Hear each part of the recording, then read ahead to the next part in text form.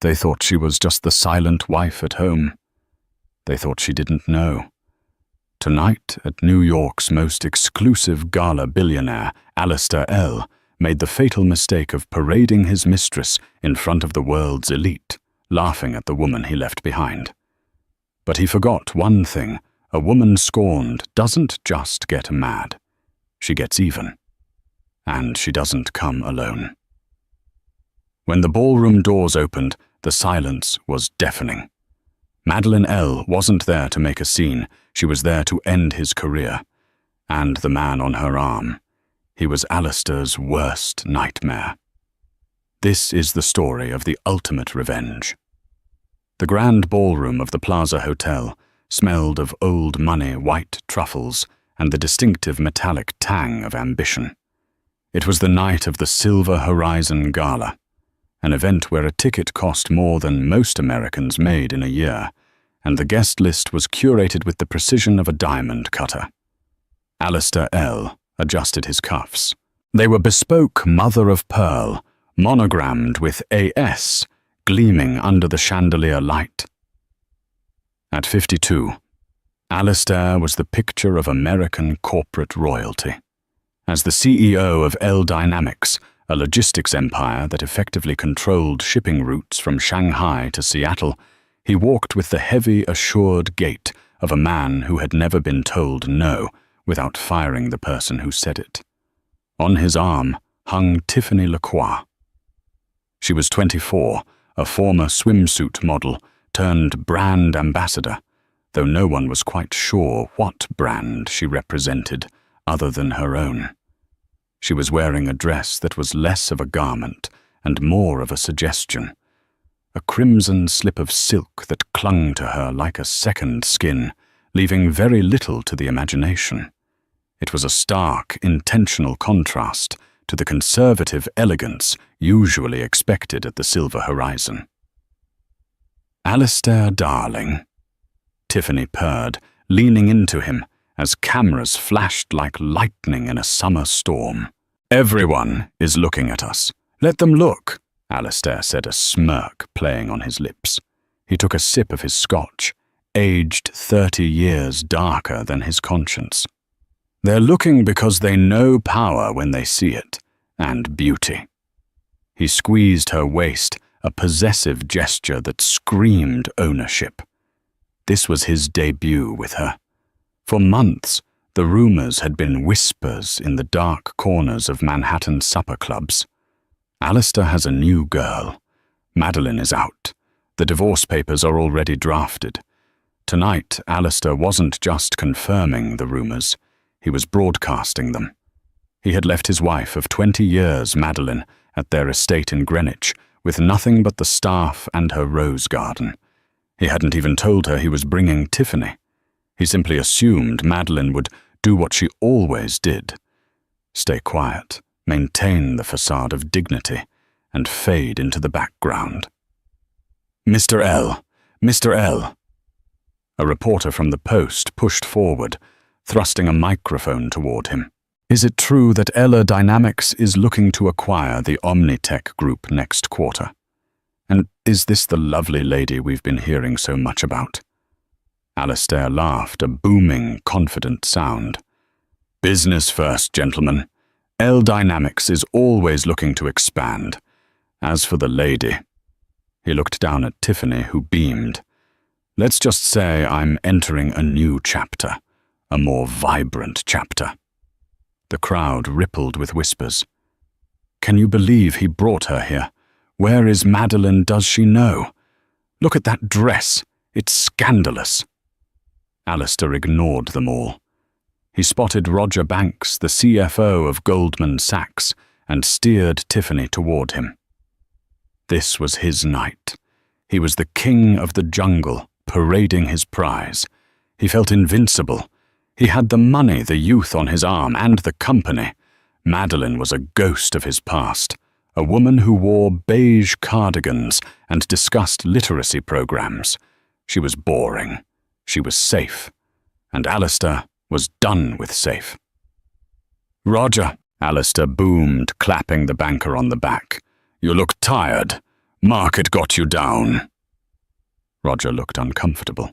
He glanced at Tiffany, then back to Alistair. "Alistair, good to see you.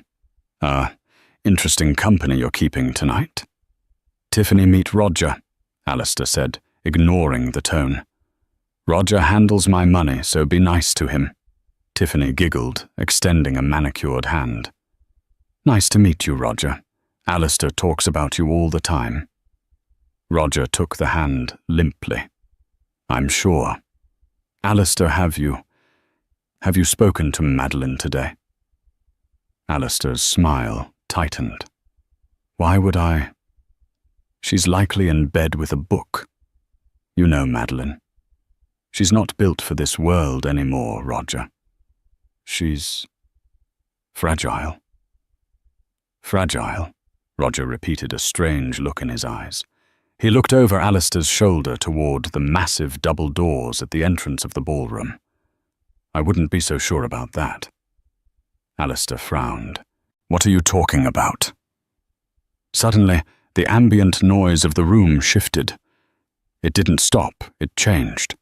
The low hum of conversation and the clinking of crystal glasses dropped a decibel, then another, until a hush swept across the room like a cold wind.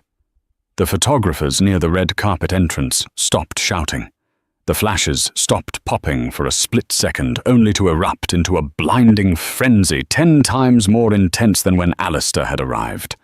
Alistair turned, annoyed that someone was stealing his spotlight. "Who is it, the mayor? A Kardashian?" He looked toward the grand staircase. At the top of the stairs stood a woman.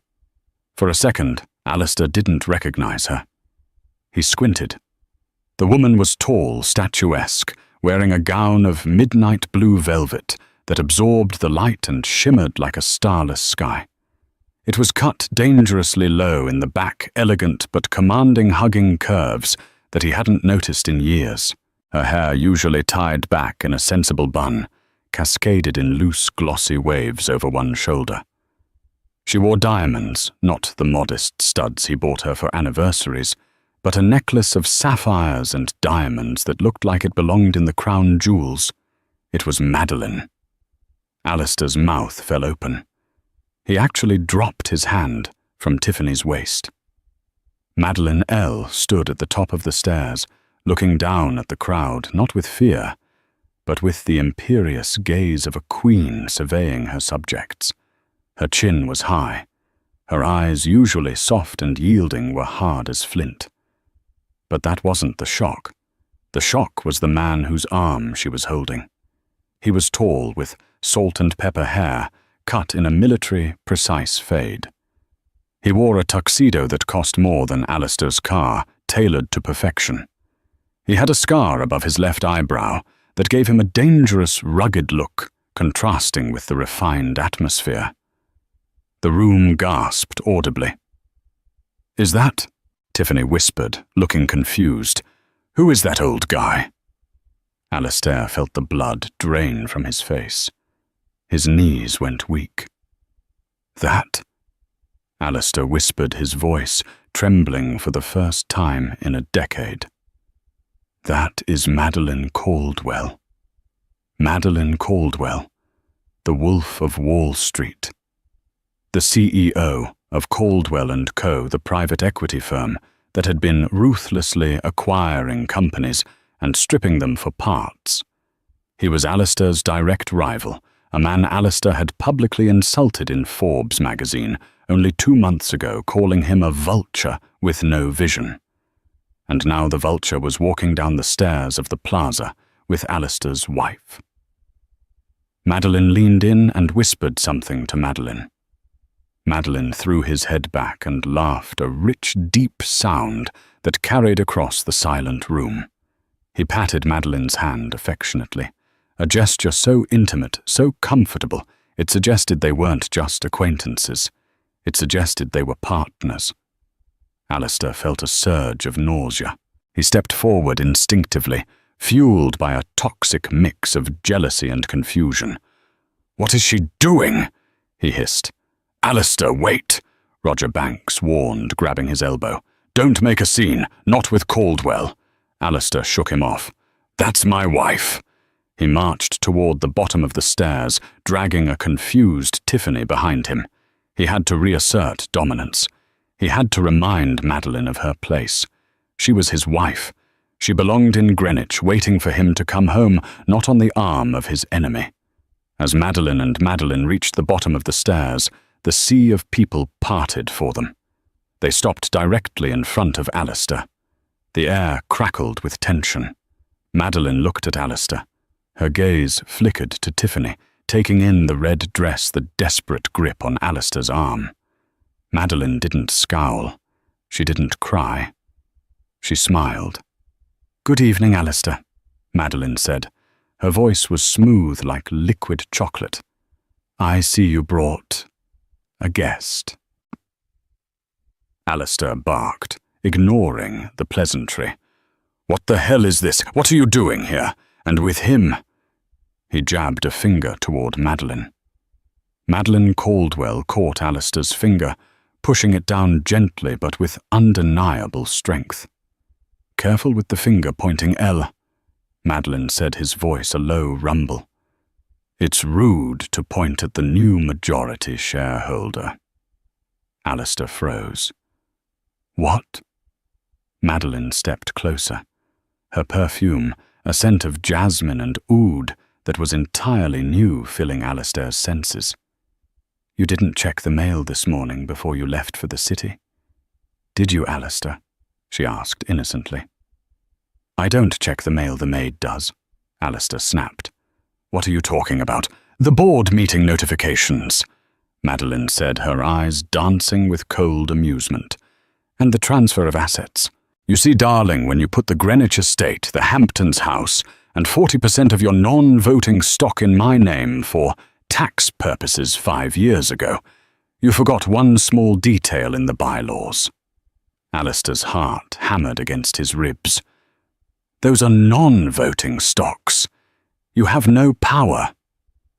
"Actually," Madeline interjected, checking his vintage Patek Philippe watch, "they were non-voting, until they were combined with a voting block of 15%, which I just purchased from your disgruntled brother Samuel this afternoon." Alistair staggered back. Samuel hates you." "He hates you more, Alistair," Madeline grinned, "especially after you cut his pension last Christmas." Madeline smoothed the lapel of Madeline's tuxedo. "So when you combine my 40% with Madeline's 15%, that makes 55%. She looked Alistair dead in the eye. "We own the company, Alistair." The camera flashes went blinding white. Tiffany looked between them, realizing the ship was sinking. You can't do this," Alistair stammered.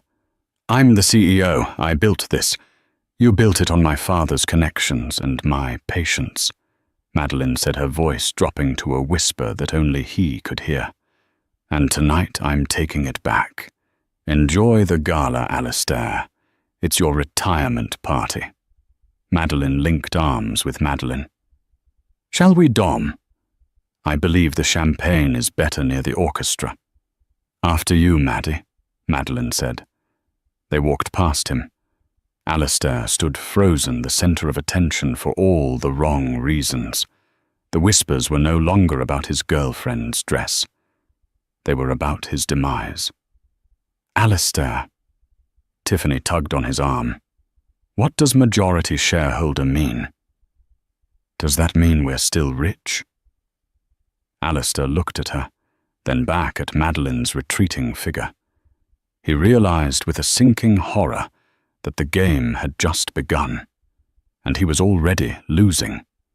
The immediate aftermath of Madeline's revelation was less of a ripple and more of a tsunami. As Madeline and Madeline walked away, the vacuum of silence they left behind was instantly filled with the frantic murmuring of New York's elite. Alistair stood rooted to the spot, his face a mottled canvas of red rage and pale shock. He felt the phantom vibration of his phone in his pocket, likely his PR team, his lawyers and his brother Samuel, all calling to either scream at him or laugh at him. "Alistair," Tiffany whined, tugging at his sleeve again. The silk of her dress felt cheap against his skin now. "People are staring. Can we go?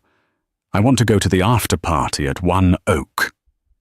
Alistair whipped around, his eyes wild. "The after-party? Are you insane? Do you understand what just happened?" She said something about stocks.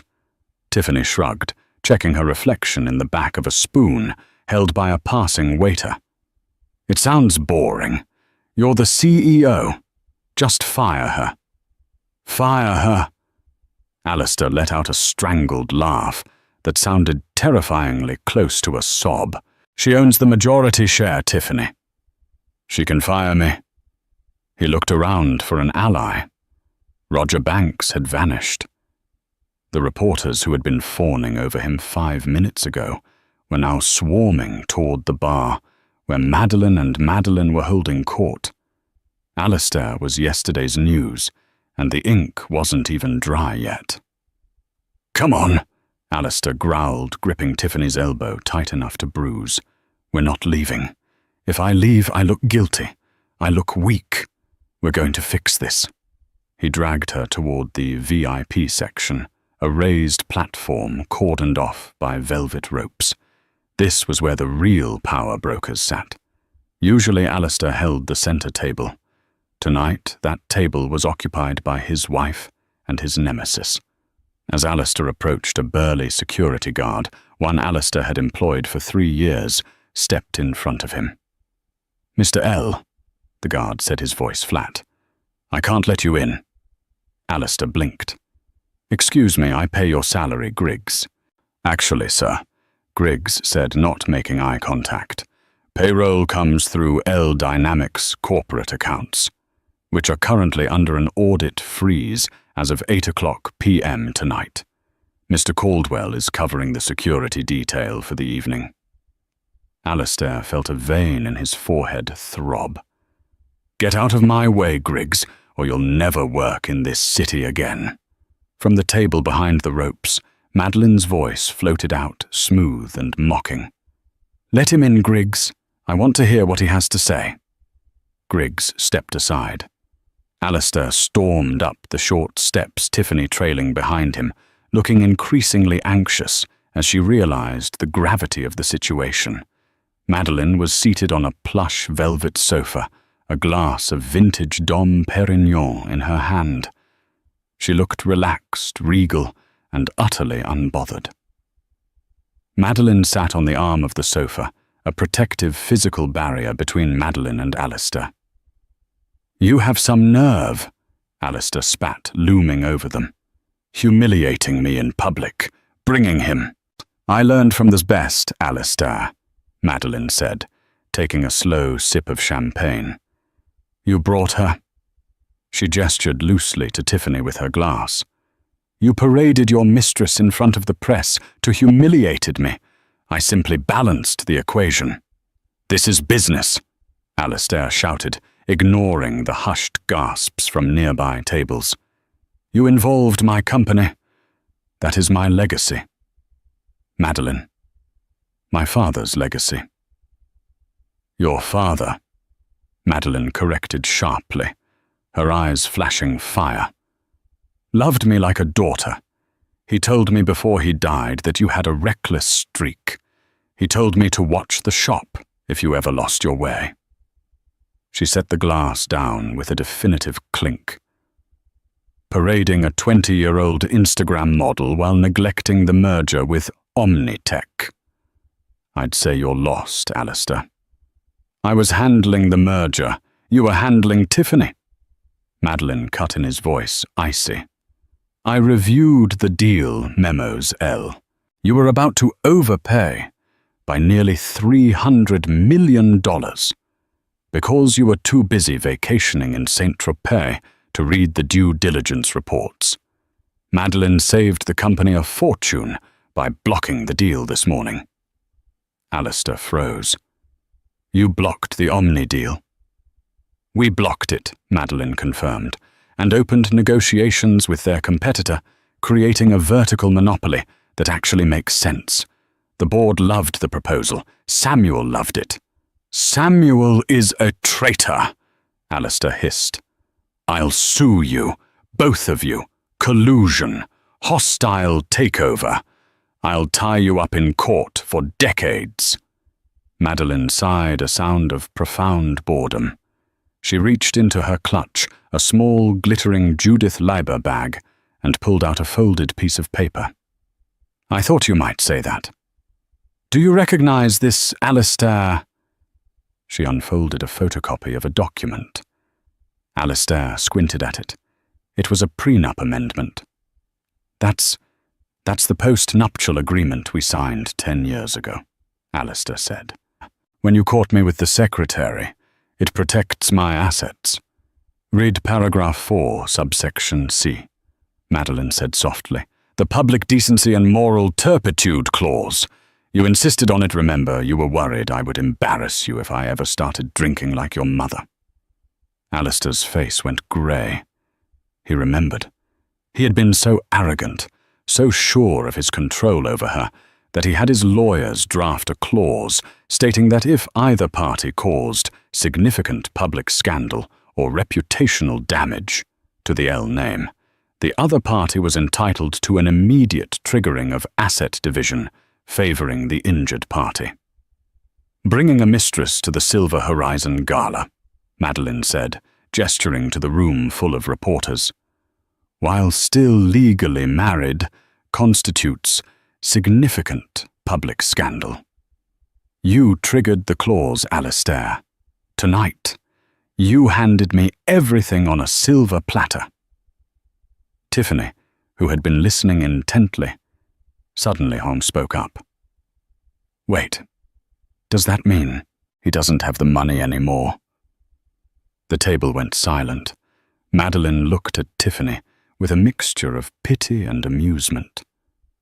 "Honey," Madeline said, her voice dropping the hardness for a brief second. "He has money, but he doesn't have the jet. He doesn't have the Hamptons house. And as of tomorrow morning, I doubt he'll have the CEO title. He's just a millionaire now, not a billionaire."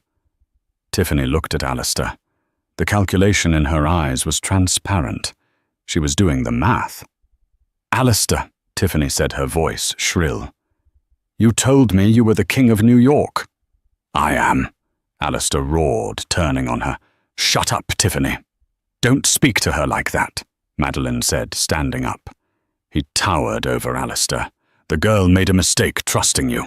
We've all made that mistake." Alistair looked between them. He felt the walls closing in. He needed to get out.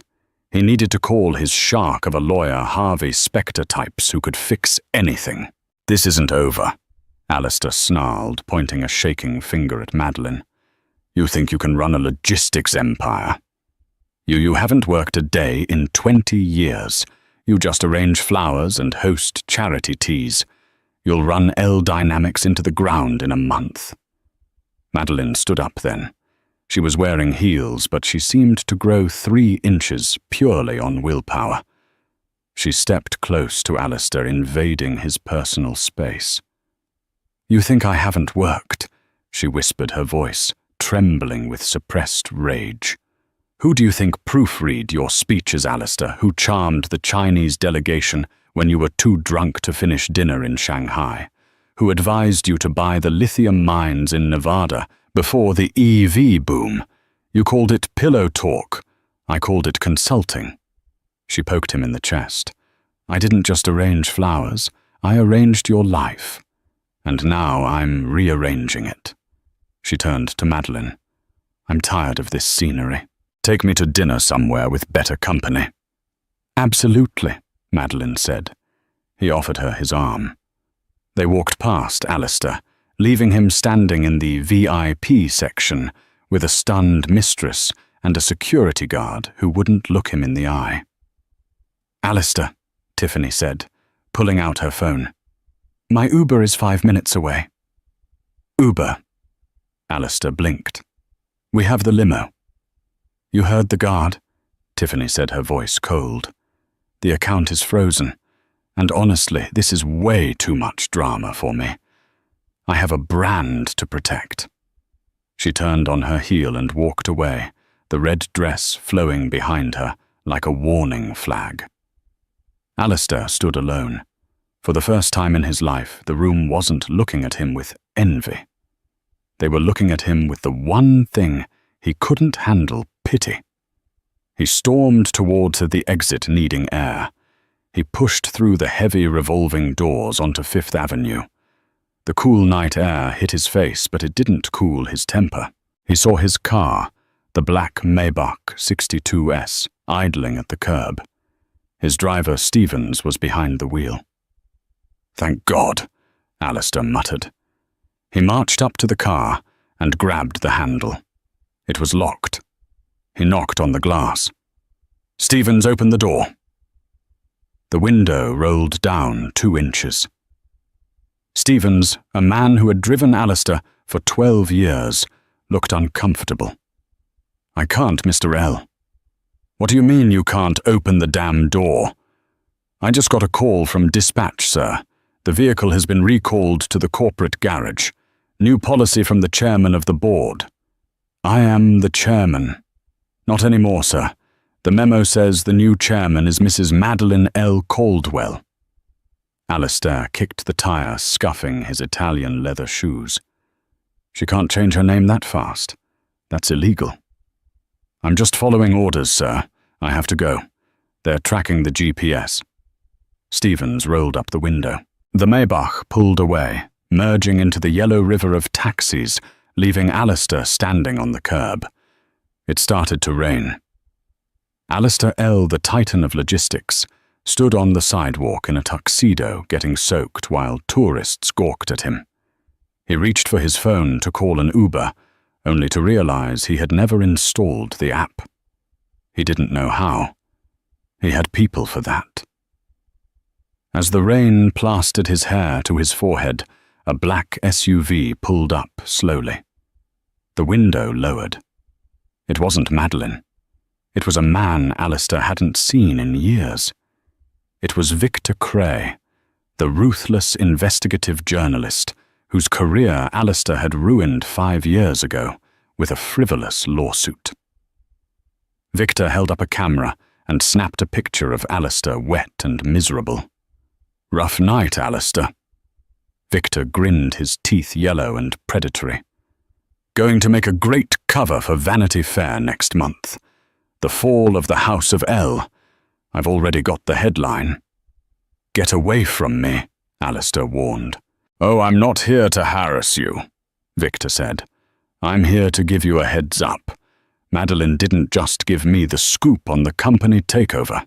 She gave me the ledger." Alistair felt his stomach drop through the pavement. "What ledger?" "The one from the Cayman Islands," Victor said, his eyes gleaming. "The one documenting the bribes to the port authorities in Panama, the one you thought you deleted." Victor rolled up his window. "Better call a criminal defense lawyer, Alistair. The divorce is the least of your problems." The SUV drove off. Alistair stood in the rain, shaking. It wasn't the cold. It was the realization that Madeline hadn't just planned a divorce. She had planned an execution.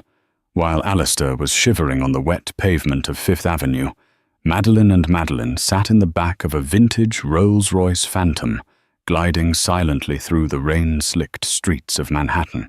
The chaos of the gala felt miles away, replaced by the soft hum of the engine and the rhythmic thrum-thrum of the windshield wipers. Madeline leaned her head back against the leather seat, closing her eyes. For the first time all night, her shoulders dropped. "You were perfect," Madeline said softly. He reached over and took her hand. His grip was warm, solid, the anchor she had needed for the past 2 years. "I felt sick," Madeline admitted, opening her eyes. She turned to look at him. Seeing him. Seeing the way he looked at that girl. It wasn't even jealousy, Dom. It was embarrassment. How did I stay with him for 20 years? How was I that? To blind. You weren't blind, Maddie. You were loyal, Madeline corrected. There's a difference. Alistair took a woman of substance and tried to turn her into a shadow. He just didn't realize that shadows grow longer when the sun goes down. Madeline smiled faintly. That sounds like a line from one of your shareholder letters. I've been practicing. Madeline grinned.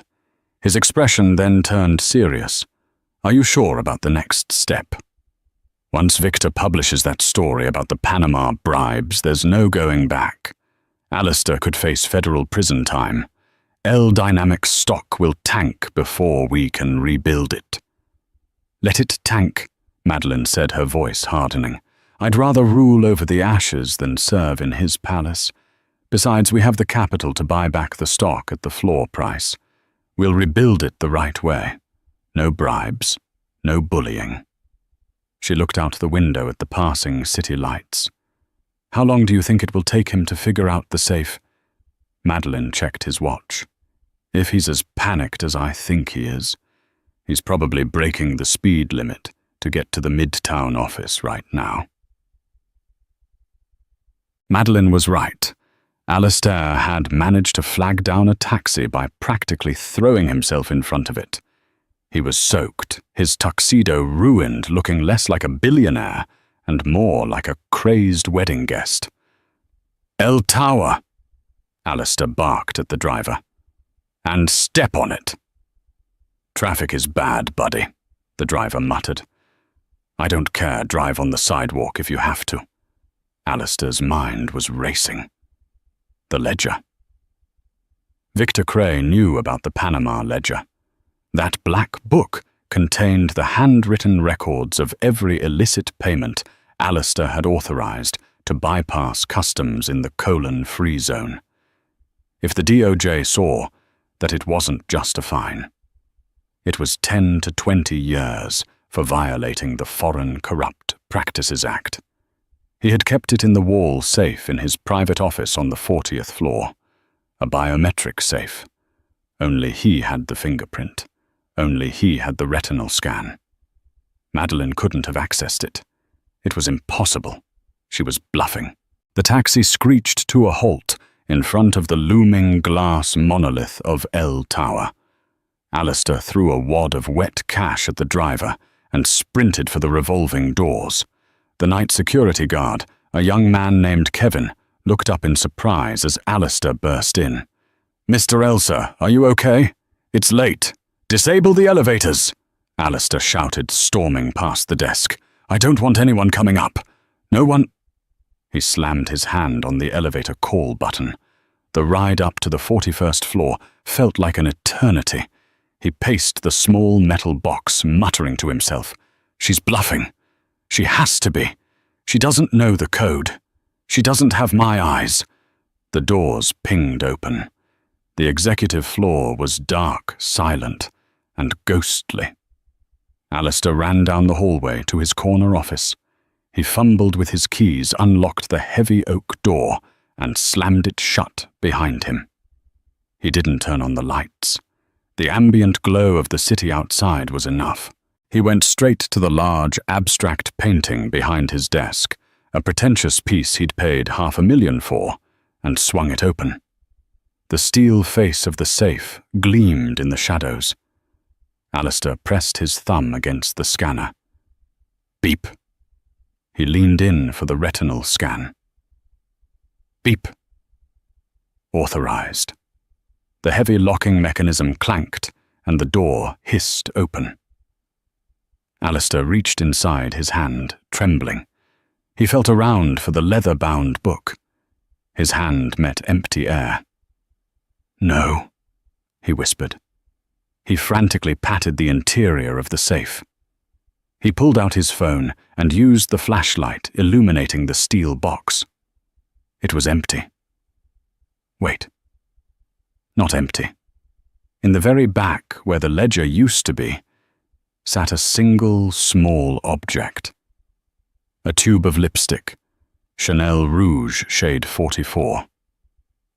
Madeline's shade.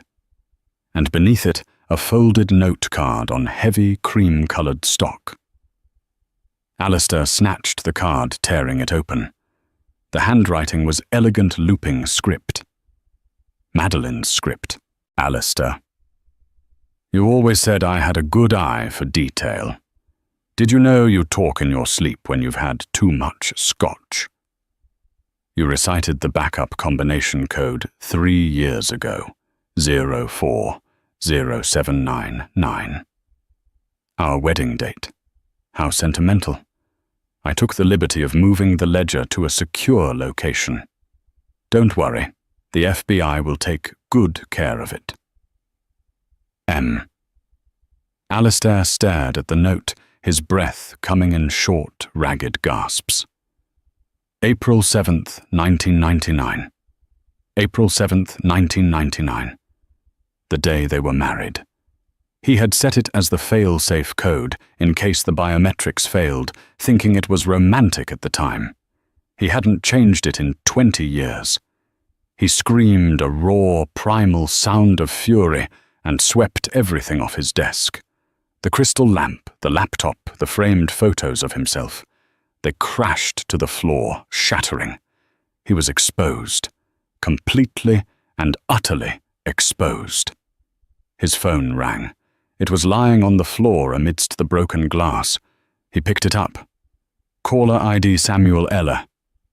Alistair answered. Samuel, you traitorous little... Save it, Alistair.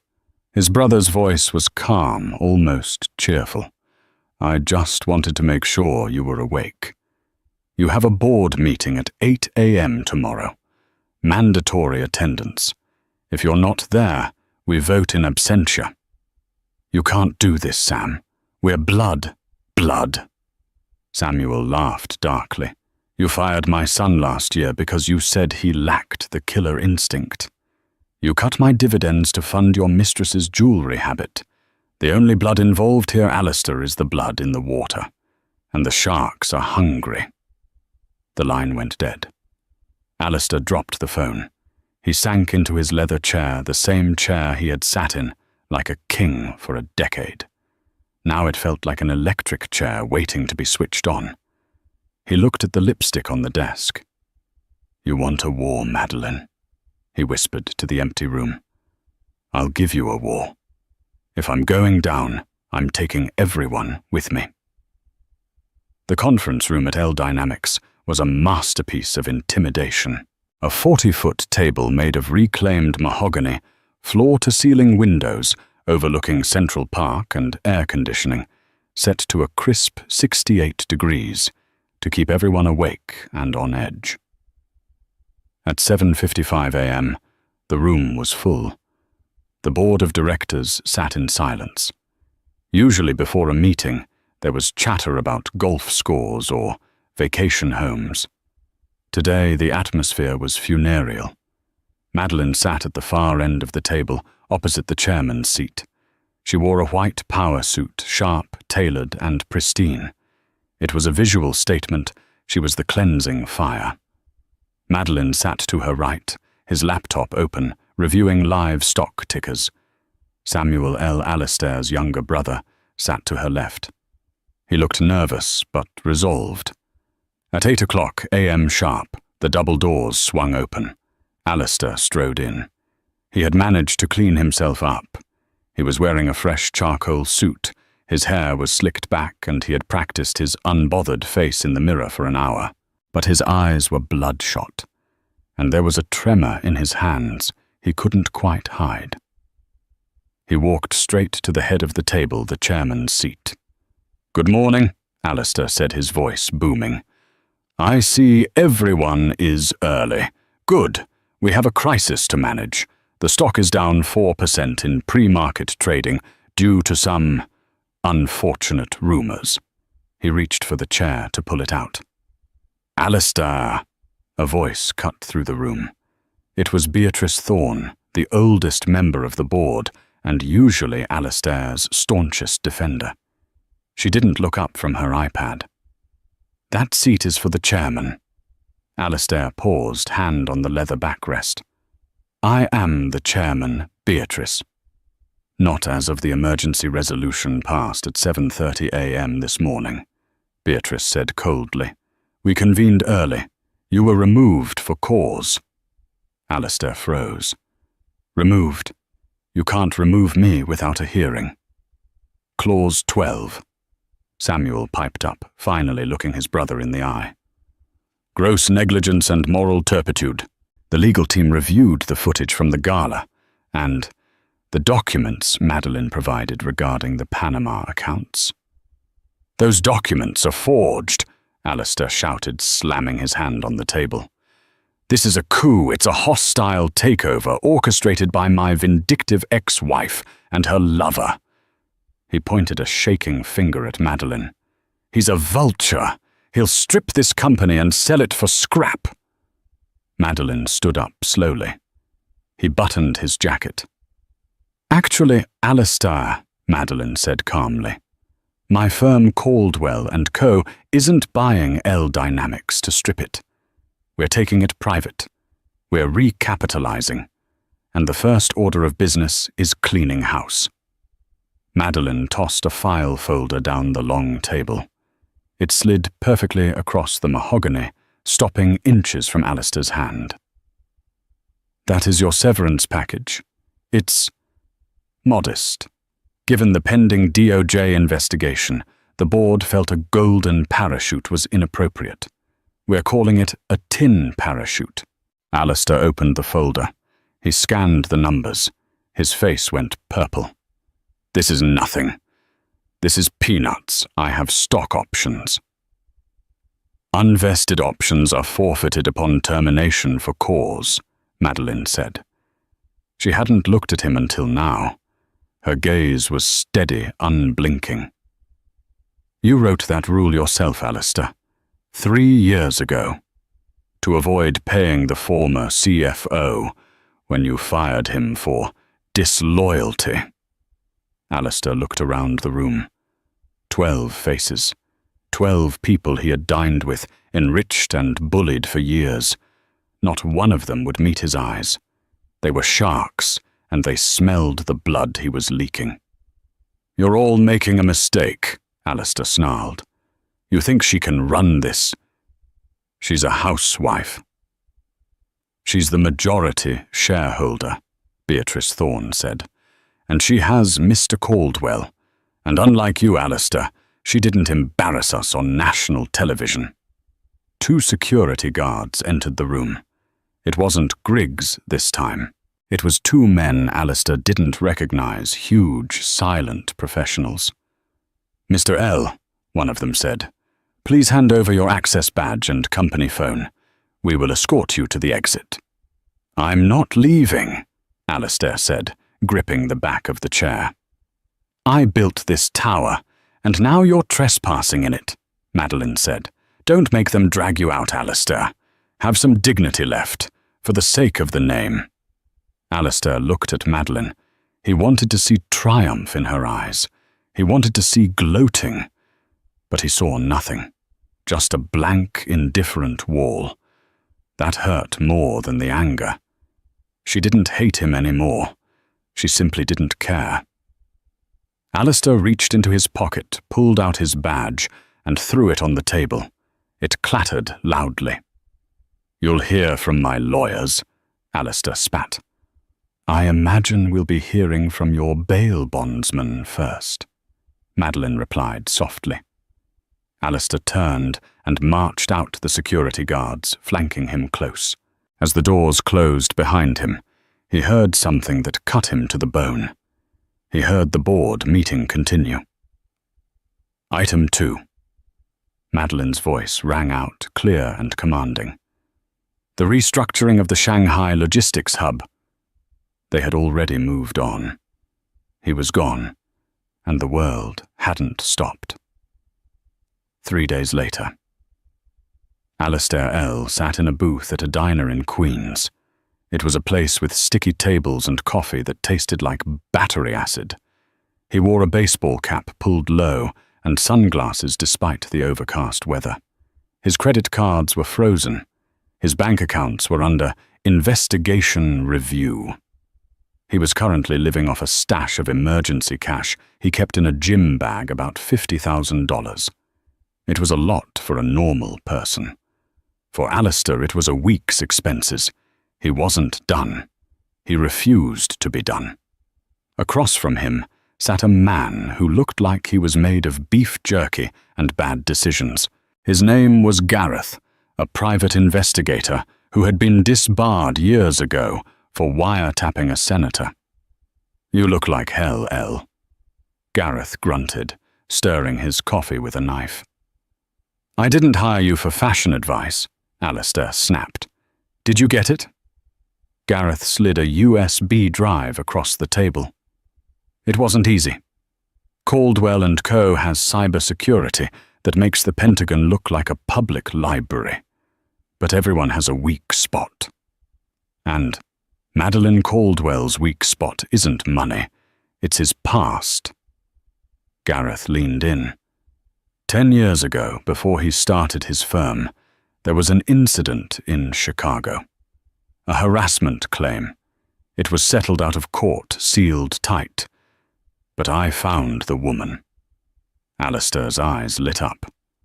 "Can we get her to talk?" "No, she's dead. Car accident 3 years ago." Alistair slammed his fist on the table. "Then what good is this? Because—" Gareth smiled, showing a gold tooth. "The settlement money came from a shell company. I traced the shell company.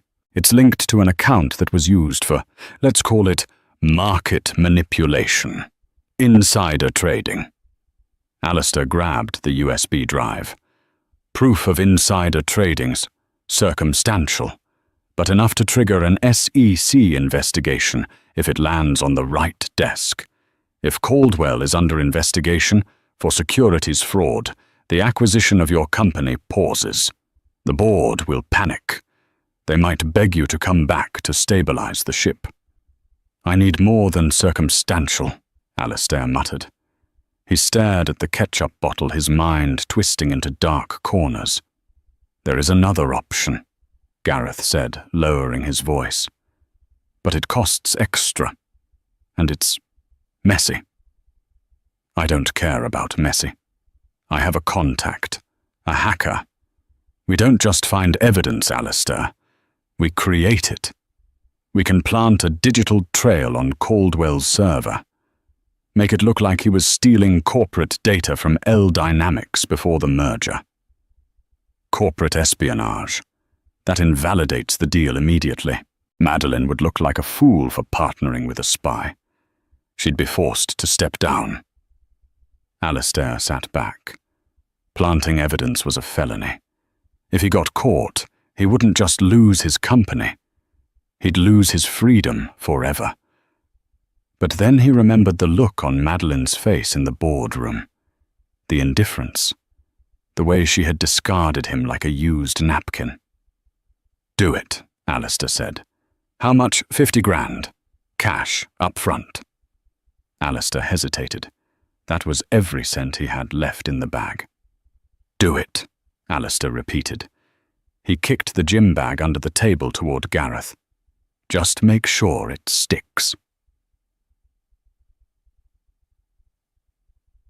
Meanwhile, at the Elle estate in Greenwich, Madeleine was walking through her rose garden.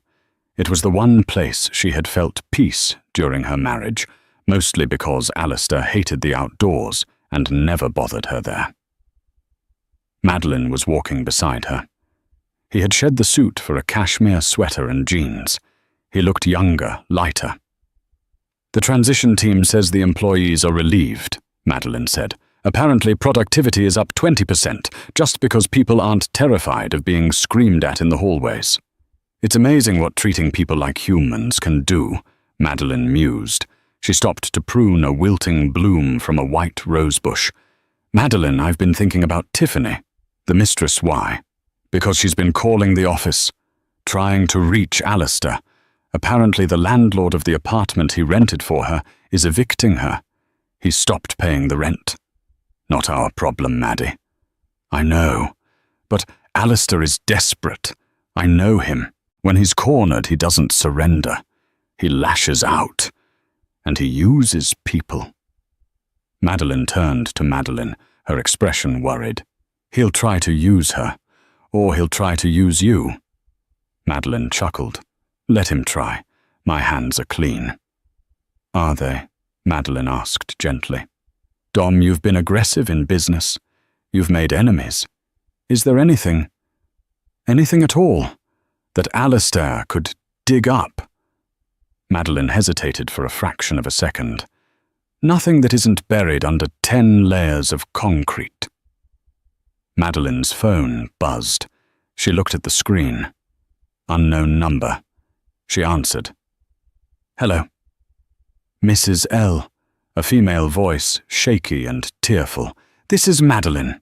It's Tiffany. Tiffany Lacroix. Madeline stiffened. Madeline watched her closely. What do you want, Tiffany? I didn't know who else to call. Alistair just called me. He sounded crazy, Madeline. He was talking about hackers, about planting files on Madeline's computer. He wanted me to go to the press and say Madeline touched me. Madeline gasped. He what? He said if I did it, he'd give me $1 million when he got the company back. But I can't do that. I'm a lot of things, but I'm not a criminal. And he scared me. He's coming over to my place now to coach me on what to say. Please, I don't know what to do. Madeline's eyes met Madeline's. Where are you, Tiffany? I'm at the apartment in Soho. Lock the door, Madeline commanded. Do not let him in. We are on our way. She hung up and looked at Madeline. He's gone too far, Madeline said, her voice trembling with adrenaline. He's trying to frame you for assault and corporate espionage. He's going to Tiffany's right now. Madeline's face went dark. Then let's go. But we're not going alone. Who are we bringing? Madeline pulled out his phone. Victor Cray.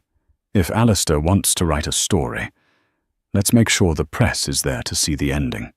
The loft apartment in Soho was minimal and cold, filled with rented furniture that looked expensive but felt hollow, much like the life Alistair had built for Tiffany. Outside, the rain had turned into a torrential downpour, hammering against the large industrial windows. Inside, Tiffany sat on the edge of the beige sofa, clutching a throw pillow to her chest. Her knuckles were white. A heavy pounding echoed from the metal door. Tiffany, open up. I know you're in there. Alistair's voice was muffled, but unmistakable.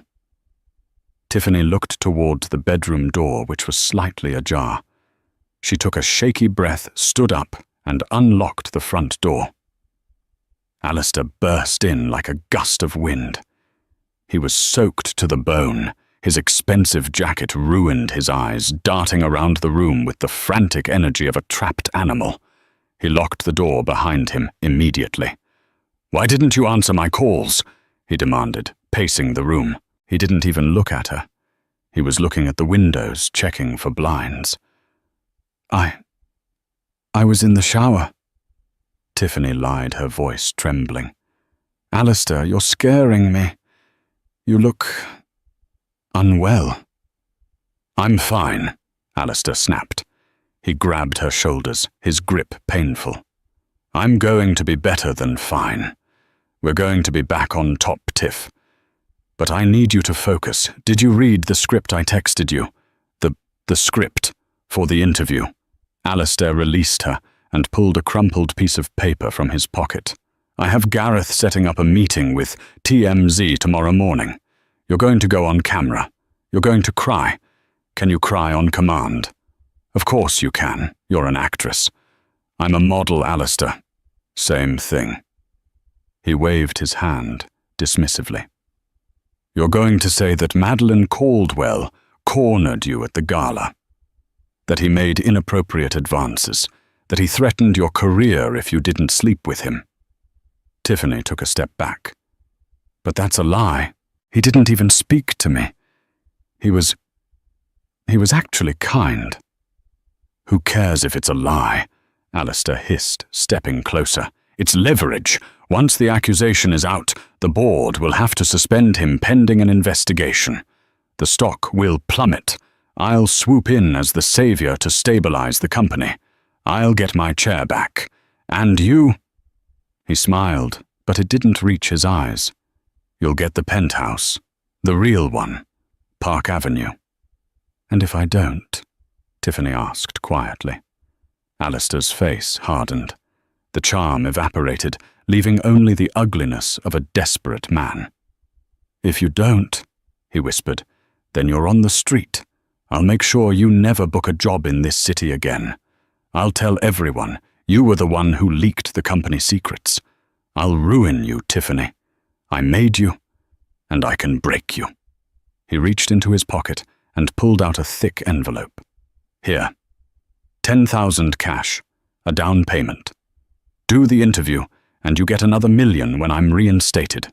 He shoved the envelope into her hands. "Take it." Tiffany looked at the money, then at Alistair. She took a deep breath, her eyes suddenly steeling. "No," she said. She dropped the envelope on the floor. Alistair stared at it. "What did you say, Hall?" "I said no." "I'm not doing it, Alistair. I'm not going to prison for you." Alistair raised his hand, his face twisting into a snarl. "You ungrateful little. I wouldn't do that if I were you, Alistair." The voice came from the bedroom. Alistair spun around. His jaw dropped. Madeline Caldwell leaned against the doorframe, his arms crossed, looking calm and dangerous. Behind him, Madeline stepped out, holding a phone that was clearly recording. And behind her, stepping out from the bathroom, was Victor Cray, the journalist holding a professional video camera with the red recording light blinking steadily. "Smile, Alistair." Victor grinned. "This is going live." Alistair stumbled back, tripping over the envelope of cash. What is this A setup? It's an intervention," Madeline said, her voice cool. "Tiffany called us. She told us everything." "She's lying," Alistair shouted, pointing at Tiffany. "She's crazy. She tried to blackmail me." "Save it," Madeline said, walking into the center of the room. He picked up the envelope Alistair had dropped. He opened it and fanned the cash. "Attempted subornation of perjury, blackmail. And since this money likely came from your emergency stash, which you didn't declare to the IRS, tax evasion. You can't prove anything," Alistair stammered, backing toward the door. "This is private property. You're trespassing. I'll sue you all." "Actually," Victor Cray said, lowering his camera slightly, "you just confessed to a felony on tape, and since Tiffany invited us here, we aren't trespassing. But the police waiting in the hallway, they might have a few questions." Alistair froze. "Police," as if on cue, there was a sharp knock at the door. "NYPD, open up." Alistair looked at Madeline. For the first time, the arrogance was completely gone. He looked small. He looked old.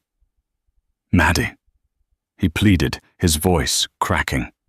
"Please, don't let them take me. I'm your husband.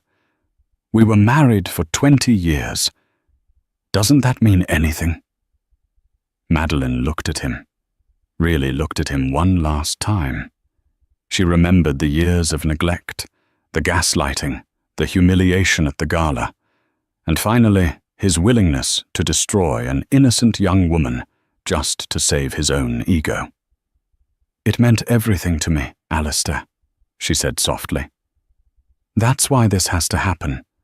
You need to learn that you can't buy your way out of consequences." She walked over to the door and opened it. 2 officers stepped in, followed by a detective. "Alistair L?" the detective asked. Alistair slumped against the wall. He didn't fight as they cuffed him. He just stared at the floor, the sound of the handcuffs clicking shut, signaling the end of his empire. As they led him out, he passed Tiffany. She didn't look away. She held her head high. "I hope it was worth it, Alistair." she whispered. The door closed, leaving the four of them in the silence of the loft. "Got it all," Victor said, patting his camera. "This is going to be the lead story on the 6 o'clock news. Billionaire busted the fall of Elle." "Thank you, Victor," Madeline said. She turned to Tiffany. Tiffany looked terrified. Am I in trouble?" Madeline stepped forward, and to Tiffany's shock, hugged her. It wasn't a stiff social hug. It was warm and maternal. "You were brave," Madeline said. "You did the right thing, and I promise you Alistair won't hurt you again." "But I have nothing," Tiffany sobbed, the adrenaline finally crashing. "He was right. I have no money. I have no job." "You have a clean slate," Madeline said kindly. "And we have a scholarship fund at the Elle Foundation for women seeking new careers. If you want to go to college or learn a trade, it's yours." Tiffany looked at them, tears streaming down her face. "Why, I helped him humiliate you." "Because," Madeline smiled, taking Madeline's hand, "living well is the best revenge, and helping others live well is even better."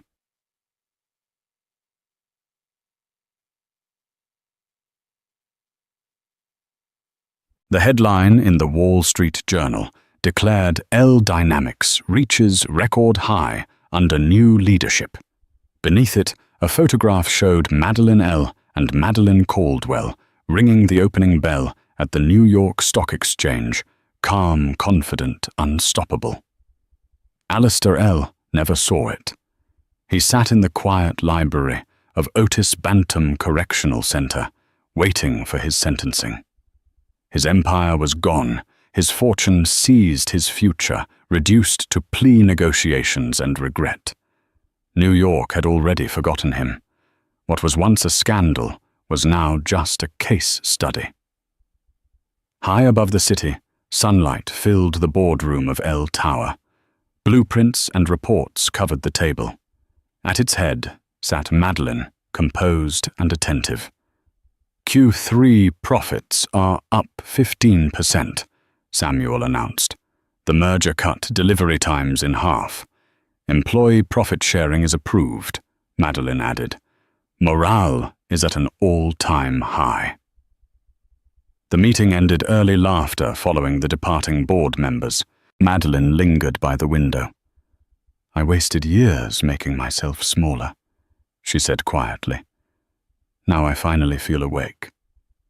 "You were always strong," Madeline replied. "You just needed space." He handed her a small velvet box. Inside was a key to a villa in Tuscany. "For when you're ready to rest," he said. She smiled. "Let's go soon. Commercial flight." Outside, autumn light washed over the city. Nearby, Tiffany hurried past with law textbooks in her arms, focused and determined. Madeline and Madeline stepped into the street together, not as survivors of a scandal, but as partners building something new. They didn't look back. Alistair Elle learned the hard way that you can have all the money in the world, but if you bankrupt your character, you leave with nothing. Madeline showed us that true power isn't about how loud you can shout, but about how long you can wait and how hard you can fight when the time is right. She didn't just take back her life. She rebuilt it stronger than before. And in the end, the best revenge wasn't seeing Alistair in handcuffs. It was seeing herself happy. If you enjoyed this story of justice, betrayal, and redemption, please hit that like button. It helps us create more stories like this. Don't forget to subscribe and turn on the notification bell so you never miss a drama. And tell me in the comments, do you think Alistair deserved 8 years, or should it have been longer? I'll see you in the next video.